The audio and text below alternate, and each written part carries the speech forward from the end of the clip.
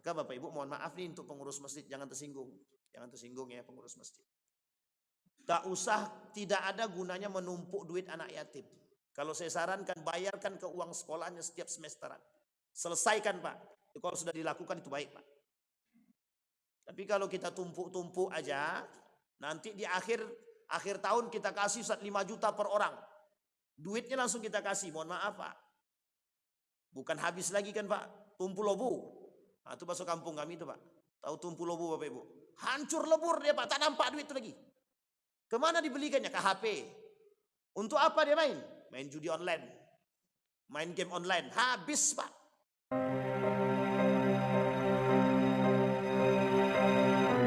Asyhadu an la ilaha illallah wahdahu la syarika lah. Wa asyhadu anna Muhammadan abduhu wa rasuluh la nabiyya ba'du. Allahumma salli wa sallim wa barik ala hadzal nabiyil karim. Allahumma salli ala Muhammad wa ala ali Muhammad fil alamin innaka Hamidum Majid. Puji syukur kehadirat Allah atas limpahan rahmat karena Allah telah memberikan keberkahan kepada kita semua. Salawat kepada Nabi dengan mengucapkan Allahumma salli ala Muhammad wa ala ali Muhammad fil alamin innaka Hamidum Majid. Allah berkata di dalam Al-Quran, innal ladzina ya'kuluna amwalal yatama zulman innama ya'kuluna fi butunihim nara wa sayaslawna sa'ira. Di dalam riwayat yang lain, di dalam hadis baginda Nabi Muhammad sallallahu alaihi wasallam, salasatun qala Nabi sallallahu alaihi wasallam wa qala Allah taala, hadisnya kursi berarti.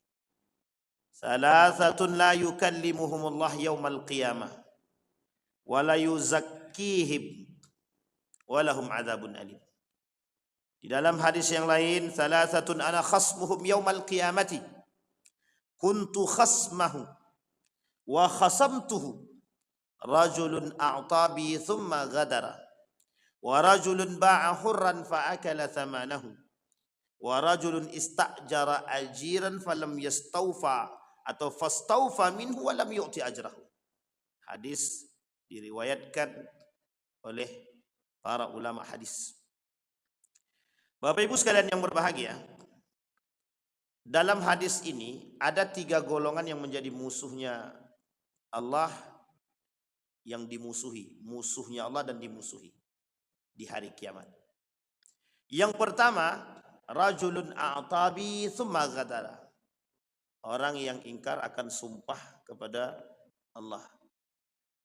Dia bersumpah kepada Allah, tapi sumpah itu dia ingkari atau dia dustai. Kita tak bahas itunya, kita bahas poin selanjutnya. Kata Nabi, yang kedua, ada orang-orang yang memperjualbelikan manusia merdeka, fa'akala thamanahu. Kemudian dia makan hasil perjualan itu tadi. Misal contohnya begini. Ada orang menjual orang-orang merdeka. Ini kita semua ini orang merdeka. Lansia merdeka, anak yatim merdeka, orang miskin merdeka. Tapi kita jual mereka, kita ambil duitnya, kita makan. Dan ini banyak modelnya, nanti kita sampaikan. Yang ketiga, kata baginda Nabi Muhammad SAW, ada orang yang memperkerjakan orang lain, tapi tak dibayar gajinya atau dipotong gajinya. Ada yang dipotong gajinya, ada yang ditunda pembagian gajinya, ada yang tak digaji sama sekali. Kata Allah dalam hadis qudsi yang dinukil oleh baginda Nabi Muhammad SAW, 3 ini jadi musuhnya Allah di hari kiamat. Dimusuhi oleh Allah. Poin pertama, kita tak masuk di situ. Kita masuk pada poin yang kedua. Pada poin yang kedua, rajulun ba'a hurran fa'akala thamanahu, ada orang-orang yang memperjualbelikan manusia merdeka. Kita ambil satu-satu, kita ambil contoh. Yang pertama, ada namanya lansia. Jadi ada orang mengatasnamakan lansia, dia buat proposal atas nama lansia. Pak, Bu, kami dari lembaga sosial lansia, tolong bantuan dananya. Kelilingin rumah ke rumah, dapatlah dia 2,5 juta. Lansianya cuma 1 atau banyak lansianya, silahkan, berapapun jumlah lansianya. Ini bantuan. Jumlah lansianya cuma 5 orang. Dana yang dapat 2,5 juta. Dikurangilah 1/8 daripada 2,5 juta. Anggaplah sisa duit itu sekitar 2 jutaan. Atau 2 juta lebih sedikit. Seharusnya 2.200.000 itu dibagikan ke 5 lansia tadi. Sehingga 5 lansia ini dapat duitnya. 2.200.000 bagi ber-5. Harusnya begitu.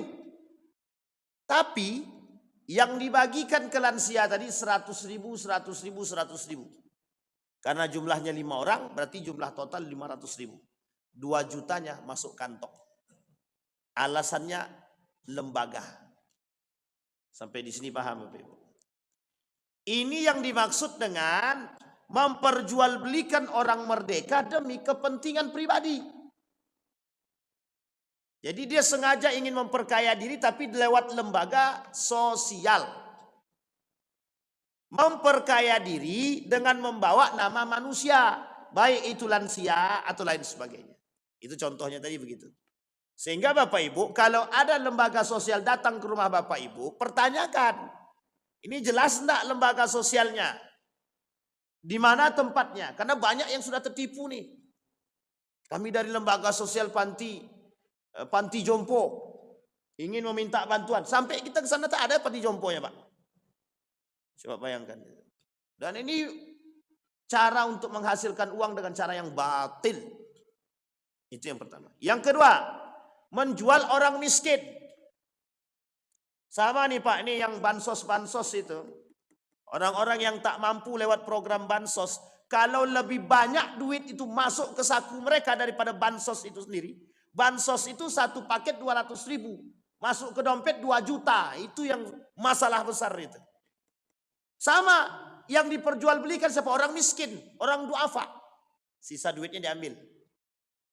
Dan ini kejadian betul ini. Dulu kejadian beberapa tahun yang lalu itu ada satu lembaga, saya tak sebutkan lembaganya, kalau sebutkan mesti semua tahu. Satu lembaga, dia kepala lembaganya, dia mau berikan bantuan kepada orang-orang duafa.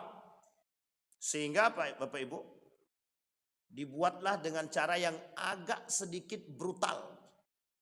Dia belilah sembako-sembako itu tadi, pakai duitnya orang-orang tak mampu tadi, dari lembaga tadi, kemudian ditaruh di rumah dia.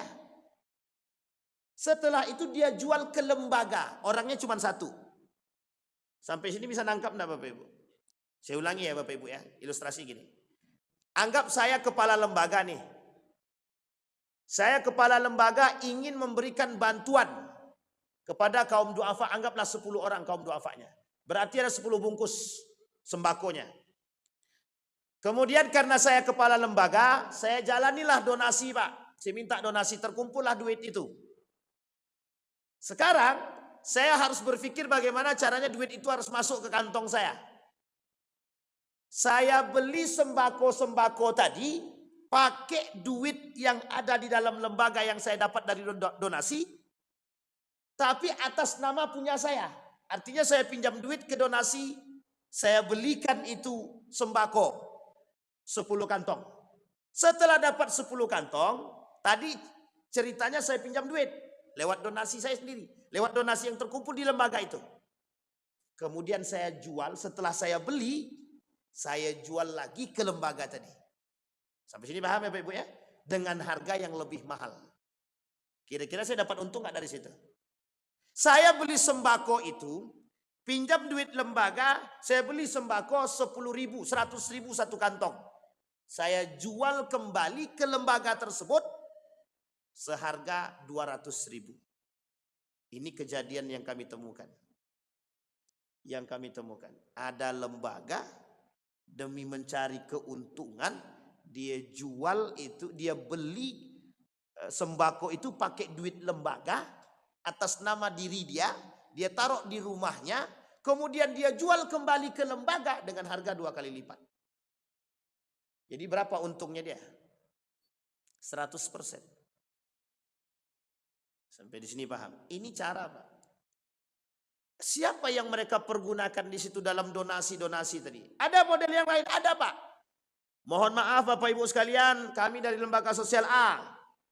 Mohon bantuannya untuk kaum duafa, Pak. Kaum duafa kita ada 100 orang. Dikumpulkan donasi. Terkumpul sekian. Yang diberikan kepada mereka sedikit, yang kita makan lebih banyak. Dan ini yang banyak terjadi juga. Jadi Bapak Ibu, mudah mencari uang dengan menjual manusia merdeka itu.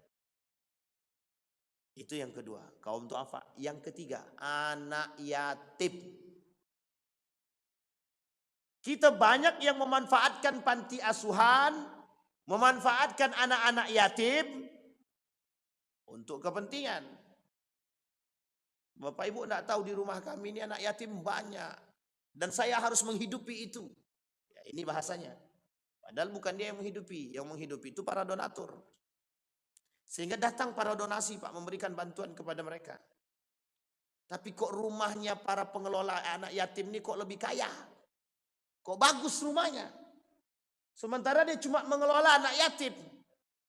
Tak ada pekerjaan lain. Kok bisa dia punya mobil 2, rumahnya bagus, dengan alasan itu mobil operasional. Sampai di sini paham Bapak Ibu? Maka Bapak Ibu, dulu di Surabaya, Sidoarjo itu, dulu ada namanya memberdayakan anak-anak untuk mengemis. Jadi mengemis nih anak-anak nih Pak. Dibuat Pak, dikumpulkan anak-anak ini tadi, disuruh ngemis Pak. Ternyata anak-anak ini ngemis, setelah ngemis sore hari dijemput. Dikumpulkanlah uang hasil ngemis tadi Pak. Anak-anak ini ditaruh ke panti balik. Duitnya untuk dia. Maka tak salah waktu itu ada orang yang mengelola anak pengemis-pengemis itu, baik yatim maupun miskin, rumahnya tingkat 2, tingkat 3 itu. Mobilnya 5. Yang anak tadi tetap aja ngemis. Sampai sini paham Bapak Ibu? Ini model yang dimaksud. Mereka mengambil atau memperjualbelikan orang-orang yang merdeka, tapi mereka makan itu uang demi kepentingan mereka pribadi. Bahasa sederhananya memperbudak manusia. Memperbudak manusia. Sama halnya Bapak Ibu dengan perbuatan-perbuatan yang dilakukan oleh manusia sekarang. Mengatasnamakan orang lain demi kepentingan pribadi. Nah sekarang Bapak Ibu, kita fokus pada nomor yang ketiga, anak yatim. Kata Allah dalam Al-Quran, innal ladzina ya'kuluna amwalal yatama zulma. Orang yang memakan harta anak yatim itu adalah kezaliman. Kata Imam Az-Zahabi dalam kitab ini, bagian daripada dosa besar. Sekarang pertanyaannya adalah, apa yang akan mereka dapati hasil daripada makan harta anak yatim? Innama ya'kulun fi butunihim nara. Mereka sedang mempersiapkan dalam perut mereka itu api neraka. Sekarang kita lihat. Wala taqrabu malal yatim illa billati hiya ahsan hatta yablugha ashuddah. Jangan kalian mendekati harta anak yatim kecuali memang ada faidah dalam mendekati tersebut. Maksudnya apa? Mengelola anak yatim dan mengelola harta anak yatim. Nabi bilang ana wa kafilul yatim hakadha. Nabi bilang saking dekatnya Nabi dengan anak yatim itu begini. Sehingga kalau ada orang yang mengurus anak yatim, maka dia sama seperti ini kata Nabi. Dia nanti bersama dengan Nabi di surga. Ada orang yang mengurus anak yatim, itu diibaratkan seperti ini, nanti dia sama Nabi begini juga di surga itu. Suatu hari, kharajan Nabi SAW yaumal id. Ketika Nabi keluar di hari Idul Fitri, tiba-tiba di tengah jalan fara'a sabiyan yabki. Nabi tengok ada anak kecil nangis. Kemudian Nabi dekatin tuh, kenapa kau nangis kata Nabi. Setelah ditanya kata anak tersebut, bapakku dah meninggal. Ibuku pergi bersama laki-laki lain. Aku tinggal sendirian. Aku lihat orang-orang pakai pakaian bagus sementara aku tidak. Mereka keluar dengan pakaian-pakaian yang indah. Itu di hari Idul Fitri. Nabi bilang begini. Kata Nabi. Mau ndak engkau aku angkat jadi anakku? Fatimah kakakmu, Ali pamanmu. Ali karena ketika itu Nabi memposisikan diri dia sebagai sepupu dengan Ali bin Abi Thalib. Maka Nabi kata Ali menjadi pamanmu. Al-Hasan wal Husain menjadi saudaramu. Sehingga kata Nabi, kata anak tadi, mau banget. Sehingga anak tersebut dibawa oleh Nabi ke rumahnya, dibelikan oleh Nabi pakaian. Dibelikan oleh Nabi pakaian, setelah dia dapat pakaian yang bagus, yang cantik, yang diberikan oleh Fatimah dan Zainab, pergi dia main lagi. Setelah dia pergi bermain, dia tak nangis lagi, kemudian dia tersenyum. Kawannya bertanya, kenapa engkau begitu bahagia? Bagaimana aku tidak bahagia? Rasulullah SAW menjadi bapakku, Fatimah dan Zainab menjadi saudariku. Jadi bangga dia Pak. Nabi dengan anak yatim itu sangat dekat sekali. Kita agak khawatir dengan anak yatim sekarang. Bapak Ibu, jika datang anak yatim ke rumah kita, kemudian kita usir, itu orang yang mengusir calon penghuni neraka itu. Ada orang anak yatim samping rumah kita, tapi kita tidak punya perhatian. Maka mohon maaf Pak, hati-hati, kita sedang buka jalan menuju neraka. Kita sedang membuka jalan menuju neraka. Bapak Ibu, urusan anak yatim itu bukan urusan lembaga sosial, bukan. Urusan anak yatim, urusan kita semua. Siapa ibu dari anak yatim? Semua kita. Siapa bapak dari anak yatim? Semua kita. Jadi kalau kita tak punya perhatian terhadap anak yatim, sekarang ketimpangan itu besar, Pak. Kuat sekali ketimpangannya. Bapak Ibu, kalau kita punya kemampuan, bantulah anak yatim itu. Bantu Pak. Ada anak yatim yang tidak sekolah sama sekali Pak. Kenapa kau tak sekolah? Anak bapakku udah meninggal. Terus kenapa tak sekolah? Tak ada biaya. Sekarang sementara samping rumahnya, tetangganya, ada orang yang rumahnya mewah, ada mobilnya, tapi ada anak yatim tak bisa sekolah. Berarti dipertanyakan Pak. Maka kata para ulama itu du'ful iman, selemah-lemahnya iman. Baik. Sekarang kita lihat Pak. Apa model kezaliman terhadap anak yatim? Yang pertama, kezaliman terhadap anak yatim itu yang pertama, tidak memperhatikan anak yatim. Orang yang tidak memperhatikan anak yatim sementara mereka tahu akan keyatiman dia, maka dia termasuk orang yang fasik dan zalim. Sekarang habis ini kita pulang tengok kiri kanan. Tapi anak yatim itu Pak Ustadz udah SMA tuh Pak Ustadz. Gimana tuh Pak Ustadz? Tengok dulu. Dia SMA di sini, sekolah apa tidak? Kalau setingkat dengan SMA tapi tak sekolah, dan dia mengalami, mohon maaf, kesusahan yang sangat susah, wajib kita bantu Pak. Wajib kita bantu. Orang yang dikatakan anak yatim dalam standar itu, kata mereka bantuan itu Pak dari zakat itu cuma sampai mereka SMA. Salah Pak. Kalau memahami bantuan bagi anak yatim cuma sampai SMA, itu salah. Sampai sini paham. Orang miskin itu sampai SMA atau sampai dia memang betul-betul miskin gitu. Kita bantu orang miskin, mau kaya, mau SD dia, mau SMA dia, mau SMP dia, mau orang tua dia, tetap kita bantu Pak. Kita tak ada Islam mengatakan, oh anak itu orang miskin tuh, bantu dia. Tapi nanti kalau sudah SMA tak usah bantu lagi. Ada kita katakan begitu? Tidak ada Pak. Tapi mengapa dengan anak yatim kita pakai standar? Standar kita adalah SMA Pak. Kalau udah SMA kita tak, dia itu udah bukan anak yatim lagi. Dia sudah tak dapat pertanyaannya, dia sudah SMA tapi rumah tak punya, ngontrak pula, pekerjaan cuman mohon maaf Pak, pekerjaannya cuma serabutan. Pertanyaannya kita bantu apa tidak kita biarkan? Tapi kan Ustaz masuknya kategori dhaif. Yatim itu memang dhaif Pak. Sampai sini pahami Bapak Ibu. Kata Nabi, yang pertama, kezaliman terhadap anak yatim itu adalah tidak perhatian kepada mereka. Apalagi anak yatimnya masih SD. Coba ibu-ibu bayangkan, bapak ibu semua bayangkan. Tengok anak-anak di pinggir-pinggir itu, dia jualan tisu. Kami pernah tanya Pak, di mana rumah ibu, mana bapak tak ada, ibu ada tapi ibu sakit. Kami harus jualan. Pernah waktu dulu kami samperin Pak, rumahnya betul enggak nih, jangan-jangan bohongan nih. Sampai kami ke rumah, tak betul Pak. Kalau dia betul Pak, kita tak bantu itu, Masya Allah Pak, kita sedang membuat jurang di neraka untuk kita sendiri Pak. Tapi kalau dia dusta Ustaz bagaimana? Urusan dusta dia dengan Allah, bukan kita yang ngurus Pak. Kalau ada orang datang ke rumah bapak ibu, tak mampu dia datang mengemis dia ke rumah kita, tolong Pak, kasih kami uang untuk makan. Kalau dia dusta, itu urusan dia dengan Allah.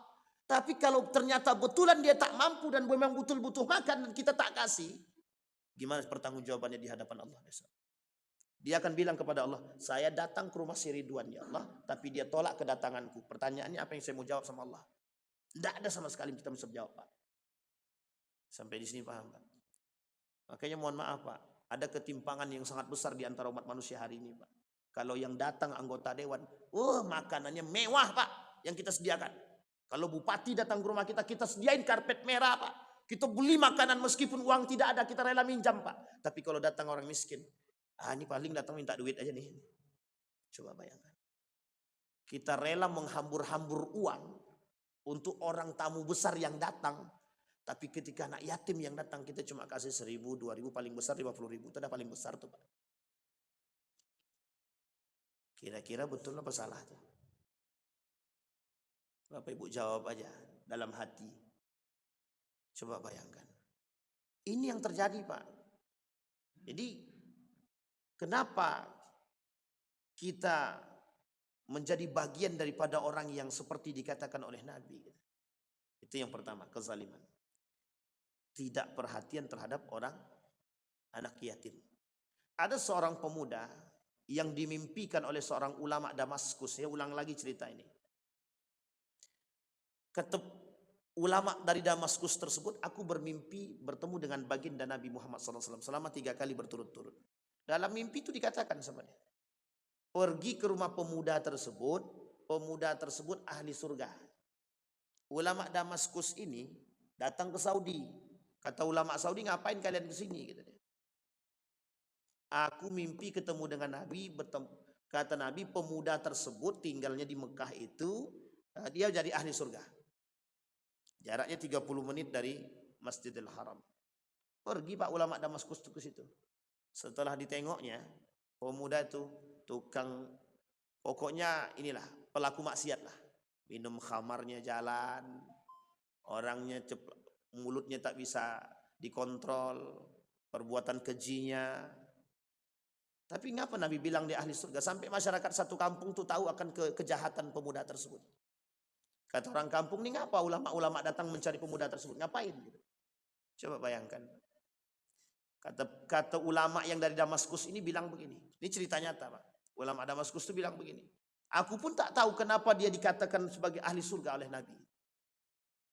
Difikir Pak sama laki-laki yang tadi, sama laki-laki yang melakukan kejahatan yang maksiat tadi, yang dikira menjadi ahli surga tadi. Difikir sama dia Pak, apa yang dia buat? Ditanya sama ulama tuh, sholat tidak. Kemaksiatan iya. Minum khamar oke. Semua dia buat Pak. Kata para ulama ini, terus apa yang membuat engkau spesial sampai Nabi bilang kau ahli surga? Dipikir sama dia, Pak. Satu aja ternyata. Gajinya dia bagi dua. Samping rumah dia nih ada janda. Janda ini punya anak satu. Kira-kira miskin atau yatim piatu? Yatim, Pak. Apa yang dilakukan sama pemuda tadi? Gaji dia setengah untuk dia, setengah untuk janda tadi. Biar bisa menghidupi anak yatim tadi. Cuma itu doang yang dia buat, Pak. Apa kata Nabi? Itu dari ahli surga. Coba bayangkan. Berarti kami habis ini tidak usah sholat, Pak Ustaz perhatiin sama anak yatim aja. Bukan begitu maksudnya. Itu lain. Oh, oke Ustaz, nanti kami cari janda-janda yang cantik Ustaz, yang anaknya masih kecil-kecil. Tidak, bukan itu juga maksudnya. Ini maksudnya ada persoalan yatimnya, Pak. Jangan cari pula janda setelah ini, Pak ya. Tapi kalau janda yang dicari betul anak, membantu anak, itu baru betul. Ibu-ibu tidak mungkin cari janda kan? Astagfirullahaladzim. Itu dosa PRT. Baik, kembali kepada poin tadi. Jadi kata para ulama, kata Nabi, ahli surga. Singkat cerita, Pak, pemuda tadi dibawa oleh ulama tadi ke Masjidil Haram. Apa kata pemuda tadi? Selama aku hidup 30 tahun di sini, belum pernah kakiku menginjakkan tanahku ke Masjidil Haram. Belum pernah kakiku menginjak tanah Masjidil Haram. Coba bayangkan. Tinggal di Masjidil Haram, agamanya Islam, tapi tak sholat, tapi tak pernah ke Masjidil Haram. 30 menit. Itu jarak tempuh yang sangat dekat kalau seandainya pakai mobil itu, Pak. Apa kata ulama tadi? Dibawa masuk Masjidil Haram. Masuk Masjidil Haram, tengok Ka'bah nangis deh. Sholat 2 rakaat, rakaat terakhir dia meninggal. Kira-kira masuk surga apa masuk neraka tuh, Pak? Itu janjinya Allah. Orang yang berhijrah itu, berhijrah dia. Tidak perlu, Pak. Orang berhijrah itu ketika dia mengadahkan tangan, ya Allah aku bertobat setobat-tobatnya dan aku berhijrah menuju yang lebih baik. Dan dimatikan oleh Allah, masuk surga dia, Pak. Sudah dijanjikan surga, sudah tunggu surga itu. Jadi orang-orang yang banyak maksiatnya kalau dia bertobat kepada Allah, pasti Allah terima taubatnya, Pak. Mesti Allah terima. Jadi jangan malu bertobat kadang-kadang. Nah, kembali kepada poin tadi anak yatim. Itu yang pertama. Sekarang yang kedua, apa kezaliman terhadap anak yatim yang kedua? Memakan harta anak yatim. Ini bapak-bapak, ibu-ibu yang punya anak yatim. Ini khusus ibu-ibu misalkan. Ada anak yatim di rumah dia. Datang orang kasih. Ibu, ini kami titip ya duit buat si fulan bin fulan. Anak dia yang yatim. Haram bagi ibunya memakan duit anak ini. Haram. Sampai sini paham Bapak Ibu? Ibu, maaf. Bapak, ini ada duit untuk anak. Piatu berarti dia. Piatu. Piatu itu sederajat dengan yatim. Sederajat dalam urusan dia di hadapan Allah. Hanya saja perbedaannya, tanggungan kalau piatu yang bertanggung jawabnya masih ada. Kalau yatim yang bertanggung jawabnya tidak ada. Kecuali ibunya. Ibu itu pun bertanggung jawab sebenarnya. Makanya kenapa yatim itu bapaknya siapa? Semua umat manusia. Semua laki-laki di muka bumi ini bapaknya anak yatim. Kalau bapaknya sudah meninggal. Tapi tidak berlaku sebaliknya. Tapi perhatiannya berlaku sama. Misal, bapaknya masih hidup, ibunya sudah meninggal. Secara hukum, agama, anak ini sebenarnya tidak sama dengan yatim sebenarnya. Kenapa? Karena yang bertanggung jawab atas dirinya masih ada, bapak dia. Karena yang punya tanggung jawab nafkah bukan ibu, tapi bapak. Tapi apakah perhatian anak ini sama dengan yatim? Sama.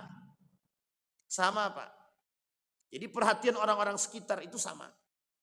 Maka siapa ibunya daripada piatu ini? Semua ibu, Pak. Kenapa demikian? Karena ada yang hilang dari anak yang piatu. Tahu Bapak Ibu apa yang hilang? Yang paling besar dari diri dia. Kasih sayang seorang ibu. Dan itu jauh lebih berpengaruh kepada tingkah laku dan perilaku anak tersebut. Coba bayangkan. Sampai di sini bisa dipahami Bapak Ibu ya.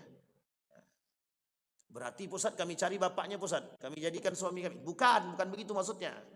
Kasih perhatian boleh, tidak ada masalah. Tapi kan tidak harus. Baik. Yang kedua tadi, memakan harta anak yatim. Sekarang pertanyaannya bagaimana memakan harta anak yatim tadi? Dengan cara yang tadi Pak. Kita jual anak yatim nih. Kita jual di sini begini. Kami mengelola anak yatim. Tolonglah Bapak Ibu berdonasi ke sini. Bantu kami. Dibantu Pak. Ternyata dia lebih kaya daripada anak yatim itu sendiri. Donasi masuk. Anak tuh tetap tak sekolah atau putus sekolah. Pertanyaannya kemana duitnya? Masuk kantong. Maka Bapak Ibu mohon maaf nih untuk pengurus masjid, jangan tersinggung. Jangan tersinggung ya pengurus masjid. Tak usah, tidak ada gunanya menumpuk duit anak yatim. Kalau saya sarankan, bayarkan ke uang sekolahnya setiap semesteran. Selesaikan Pak. Kalau sudah dilakukan itu baik Pak. Tapi kalau kita tumpuk-tumpuk aja, nanti di akhir tahun kita kasih 5 juta per orang. Duitnya langsung kita kasih, mohon maaf Pak. Bukan habis lagi kan Pak, tumpu lobu. Nah, itu bahasa kampung kami itu Pak. Tahu tumpu lobu Bapak Ibu? Hancur lebur dia Pak, tak nampak duit itu lagi. Kemana dibelikannya? Ke HP. Untuk apa dia main? Main judi online. Main game online. Habis Pak. Tak ada sisa. Dibelikannya narkoba, dibelikannya rokok, selesai urusan. Apalagi kalau anak-anak sekarang ini sudah cepat kenal dengan rokok. Astagfirullah. Ngeri Pak, ngeri. Dengan pakaian tak terlalu Pak, dengan makanan juga tak terlalu. Kalau dia belikan untuk makanan dan pakaian, itu kita masih paham Pak dan kita masih bisa maklumi. Tapi kalau dia belikan kepada narkoba, minuman keras, kemudian dia belikan kepada internet untuk main judi online, untuk main game online, habis sudah. Ini ngeri Pak. Tapi uniknya Pak, saya temukan beberapa anak yatim itu, HP-nya iPhone itu Pak. iPhone ke atas lah. Awak aja, Samsung lah hancur pula lah. Ini iPhone 13 pegangannya Pak. Anak yatim tuh Pak. Saya bilang salut juga. Saya bilang. Jadi Bapak Ibu, apa yang harus kita lakukan terhadap mereka? Boleh kita mengelola harta anak yatim, tapi untuk kepentingan anak yatim. Dan jangan pernah memakan sedikit pun harta anak yatim kecuali darurat. Misal, ibu-ibu ada anak, kan bapak suaminya sudah meninggal, tinggal anak ini jadi yatim. Datang orang kasih uang kepada ibu, Bu, tolong titip duit ini untuk anak ibu. Sementara ibu tak punya duit lagi untuk beli beras. Kalau ibu tak makan, anak ini pasti tak makan. Tak mungkin anak itu makan, ibu tak makan. Maka ada uang di situ untuk anak tadi yang sudah diberikan kepada ibu untuk anak. Datang kepada anak itu, nak, ibu pakai duit ini untuk beli beras ya nak, beras kita tak ada. Begitu etiknya. Tapi kalau seandainya mohon maaf Ustadz, anak ini masih kecil, kami gunakan untuk membeli beras dan kami makan bersama bagaimana? Karena anak ini belum paham juga Pak Ustadz. Boleh Pak, tak ada masalah, darurat. Tapi duit itu ada, kemudian ibu belikan gelang. Ibu yang pakai. Ibu beli baju, ibu beli motor untuk kepentingan anak tuh Pak Ustadz. Tidak ada tuh Bu, tidak ada. Haram memakai harta anak yatim atau memakan harta anak yatim, hukumnya haram. Yang ketiga, kezaliman yang ketiga, mengelola anak yatim, mengelola harta anak yatim, tapi dengan cara yang zalim, dengan cara yang maksiat, dengan cara yang tak tepat, dengan cara yang tidak sesuai dengan syariat. Ustaz, kami mau buat bisnis untuk anak yatim. Tapi Pak Ustaz, nanti setiap orang yang datang, bisnisnya itu bisnis simpan pinjam Pak Ustaz. Yang setiap yang datang harus bayar riba Pak Ustaz, harus bayar bunga. Itu tidak nyambung sama sekali itu Pak. Duit anak yatim dikelola untuk simpan pinjam, ada pula bunganya di situ. Itu jelas fasiknya itu Pak, jelas zalimnya, dan jelas itu dosanya. Berkumpul dua dosa besar di itu sekaligus. Menggunakan duit anak yatim, memakan duit anak yatim, 3 bahkan. Bahkan membisniskan duit anak yatim dengan cara yang fasik dan zalim. Sampai sini paham Pak ya? Jadi bagaimana cara kami mengelola harta anak yatim Ustaz? Boleh kami kelola, boleh, tak ada masalah. Kalau mau kelola dengan profesional seperti yang dilakukan oleh masjid, boleh, tak ada masalah. Kayak masjid sekarang itu kan mengelola harta anak yatim namanya. Dikumpulkan, kami bayarkan, kami Ustaz akan keluarkan duit ini ketika anak ini mau sekolah. Kami belikan buku, kami belikan baju, kami belikan sepatu untuk dia Ustaz. Bahkan kami buatkan rekening khusus untuk dia Ustaz. Bagus, tak ada masalah. Cuma kemarin ada pertanyaan beberapa waktu yang lalu. Ustaz, kami Pak Ustaz dikumpulkan oleh Pak Camat Pak Ustaz. Pak Camat pengen mengelola semua harta anak yatim, kemudian dibuatkan usaha Pak Ustaz. Masalahnya satu aja, kalau untung, kalau rugi, siapa yang nanggung? Ada penjaminnya di situ. Haram kalau anak yatim itu tak tahu. Kita memakai harta anak yatim tanpa izin anak yatim itu sendiri, itu hukumnya udah haram. Sampai sini paham ya Pak ya? Nah, sekarang saya tanya Bapak Ibu, apa hukumnya meminjam harta anak yatim? Ini misal kita contoh, ada bendahara. Bendaharanya pegang duit anak yatim. Tiba-tiba bendahara butuh duit nih untuk membayar sesuatu. Sementara dia nggak ada duit nih. Dipinjamnya lah duit anak yatim untuk keperluan rumah tangga dia. Apa hukumnya Pak? Ulama sepakat haram. Ittafaqal ulama haram. Coba bayangkan Pak. Dan itu saya temukan Pak. Saya temukan banyak yang berbuat demikian. Pertanyaannya, apakah kita tidak hati-hati dan takut terhadap duit anak yatim tersebut? Ustaz, begini Ustaz. Ada duit anak yatim Ustaz. Tapi duit anak yatim ini Ustaz, kami kelola Pak Ustaz. Kami kelola, dan cara kami mengelolakan profesional Pak Ustaz. Dan keuntungannya kami berikan kepada anak yatim Ustaz. Sekarang pertanyaannya, pekerjanya siapa? Pekerjanya dari anak yatim itu sendiri Pak Ustaz. Boleh ke Pak Ustaz? Boleh, tak ada masalah. Kalau yang pekerjanya anak yatim yang sudah dewasa dan keuntungan diberikan untuk mereka, dan ingat, kontrol keuntungannya jelas dan ada penjaminnya Pak. Kalau tak ada penjaminnya, rugi siapa yang mau tanggung? Tak ada Pak. Kita telah melakukan pengelolaan terhadap harta anak yatim yang dengan cara yang salah, yang tidak diterima oleh agama. Sampai di sini bisa dipahami Bapak Ibu? Baik, apa kata para ulama? Kata Imam Az-Zahabi, wa fil akli bil ma'ruf arba. Ada cara mengambil harta anak yatim dengan cara yang ma'ruf. Ada 4. Yang pertama, innahu al-akhdhu ala wajhil qard.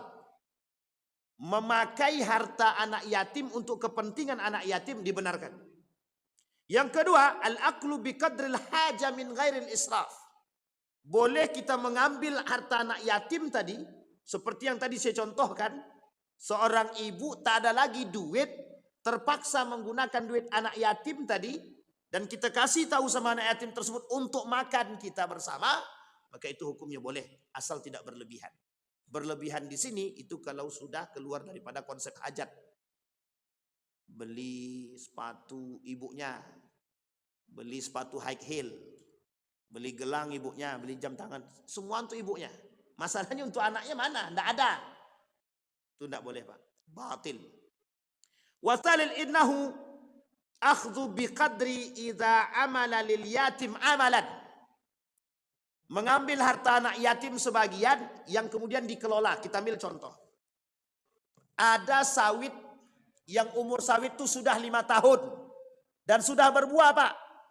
Kita gunakan duit harta anak yatim tadi untuk membeli sawit tadi untuk kepentingan anak yatim ke depan. Boleh apa tidak? Boleh Bapak Ibu. Kenapa kita katakan boleh? Karena kepentingan dan keuntungannya untuk siapa? Nah, kita belikan ke sawit duitmu ya. Nanti kalau ibu mati, ibu meninggal, nah duitmu dari situ sudah ada. Kata anak tadi, tak ada masalah Bu. Alhamdulillah. Nah, itu boleh Pak. Kita ambil duit anak yatim tadi. Atau bahasa lainnya begini. Ada usaha yang sudah jalan. Ini sudah jalan nih Pak usahanya. Ada duit anak yatim di sini Pak. Duit anak yatim ini kita investasikan. Seperti misalkan rote misalkan. Ini usahanya udah jalan nih. Kita tanam investasi di situ atas nama anak yatim. Keuntungannya masuk ke kantong yatim. Tak ada masalah. Tapi kalau kita belum jelas usaha anak yatim tadi, dan kita baru mau buat, kita pakai duit anak yatim tadi, ternyata duit anak yatim tadi atau usaha tadi gagal, pertanyaannya siapa yang mau ganti? Sampai sini paham Bapak Ibu? Bank saja ada lembaga penjamin simpanan. Loh masa duit anak yatim tidak ada lembaga penjaminnya Pak?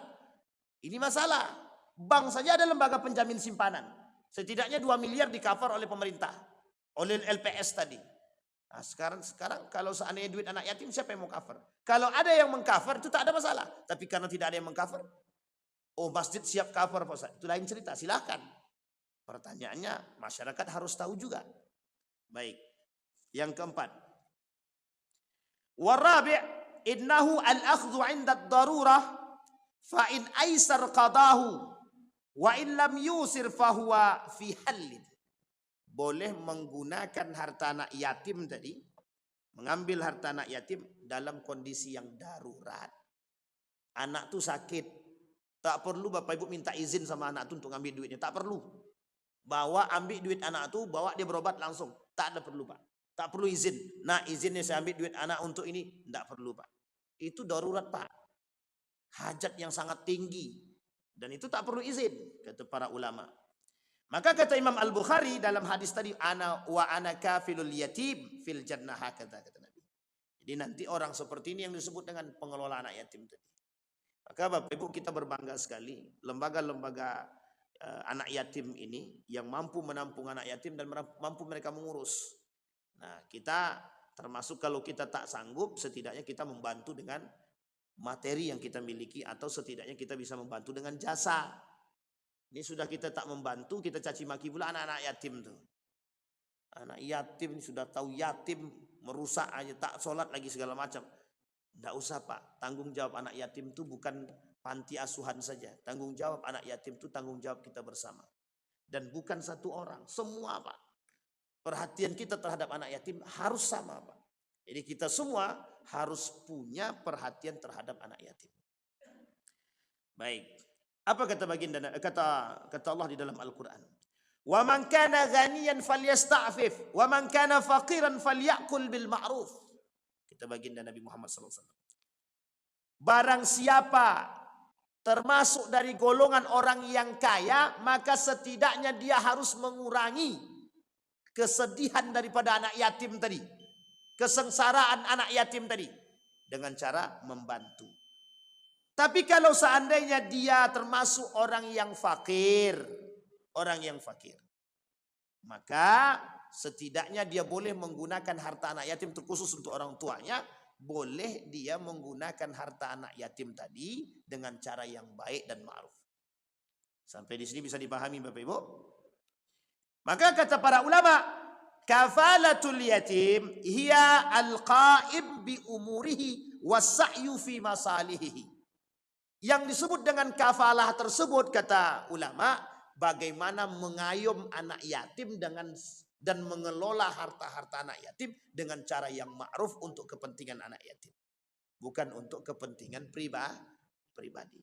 Nah, Bapak Ibu, oleh Imam Az-Zahabi menasihati, siapa yang baca buku ini kata Imam Az-Zahabi menasihatkan, maka berhati-hatilah terhadap harta anak yatim. Kenapa harus berhati-hati? Sedikit kita salah dalam harta anak yatim, maka terjerumus ke dalam neraka. Sedikit saja kita makan harta anak yatim, 1000 cuma kita makan, kita sedang menanamkan dalam diri kita atau sedang memberikan jalan pada diri kita untuk masuk ke dalam neraka. Kita sedang memasukkan api ke dalam perut kita. Jadi Bapak Ibu sekalian yang berbahagia, kalau Bapak Ibu melihat orang-orang yang seperti yang kita sampaikan tadi, kita berkewajiban untuk mengingatkan mereka agar mereka tak salah dalam mengurus. Persoalan duit ini sensitif, sangat sensitif. Ustadz, ada ibu-ibu Ustadz, tapi dia anaknya yatim, tapi ibu ini mampu banget, kaya dia Ustadz. Boleh enggak kita membantu anaknya itu Ustadz? Tapi anaknya yatim Ustadz, tapi ibunya kaya raya Ustadz. Boleh kita bantu dia Bapak Ibu. Membantu anaknya bukan membantu ibunya. Kalau Bapak Ibu pandang ibunya, tak akan pernah kita bantu anaknya. Tapi kan anak ibu ini kan orang kaya Pak Ustaz. Ini bukan persoalan kaya atau miskin ibunya Pak.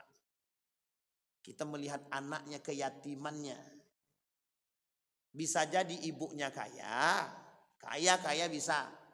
Tapi bisa jadi anak itu kekurangan sesuatu. Jadi kita tetap harus membantu. Tapi Bapak Ibu, kalau orang tuanya mengatakan, Tidak usah dibantu, kami termasuk orang yang mampu, insya Allah cukup, kata ibunya. Itu terserah Bapak Ibu. Sampai sini paham Bapak Ibu ya. Begitu juga sebaliknya, baik itu piatu ataupun itu yatim. Tapi Pak Ustaz, anak yatim itu Pak Ustaz tidak sholat dia Pak Ustaz. Jahat dia Pak Ustaz. Main judi terus dia Pak Ustaz. Gimana tuh Pak Ustaz? Apa harus kami memberikan dia makan dia terus? Itu tanggung jawab kita bersama Bapak Ibu. Jadi tanggung jawab kepada anak yatim ini bukan sekedar materi saja. Dekati anak yatim tersebut, kita ajak dia sholat ke masjid. Kita ajarkan dia sholat, itu tanggung jawab kita. Bukan hanya pada tanggung jawab materi. Karena yang hilang dari anak yatim itu adalah bukan hanya sekedar harta, tapi perhatian orang tua. Sekarang pertanyaannya, mana yang lebih besar daripada harta? Yang kehilangan daripada anak yatim? Perhatian, Pak. Jadi kalau kita temukan banyak anak yatim, mohon maaf, anak yatim yang nakal, itu disebabkan karena kurangnya perhatian orang tua terhadap anak tersebut. Maka siapa yang punya tanggung jawab untuk memberikan perhatian tersebut? Kita semua. Jadi Bapak Ibu, kembali kepada apa yang kita sampaikan sebagai nasihat bagi kita semua, yuk sama-sama kita membuka diri untuk bisa saling mengingatkan terhadap keluarga kita. Dan kita harus punya perhatian yang besar terhadap sesama, terkhusus kepada anak-anak yatim. Karena mereka adalah anak kita semua. Mudah-mudahan ada manfaat bagi kita semua. Mudah-mudahan bisa menjadi pengingat bagi kita. Mudah-mudahan bisa menjadi jalan yang mulus bagi kita untuk menuju surganya Allah. Amin ya rabbal alamin. Fa'tabiru ya ulil absar la'allakum tuflihun. Assalamualaikum warahmatullahi wabarakatuh.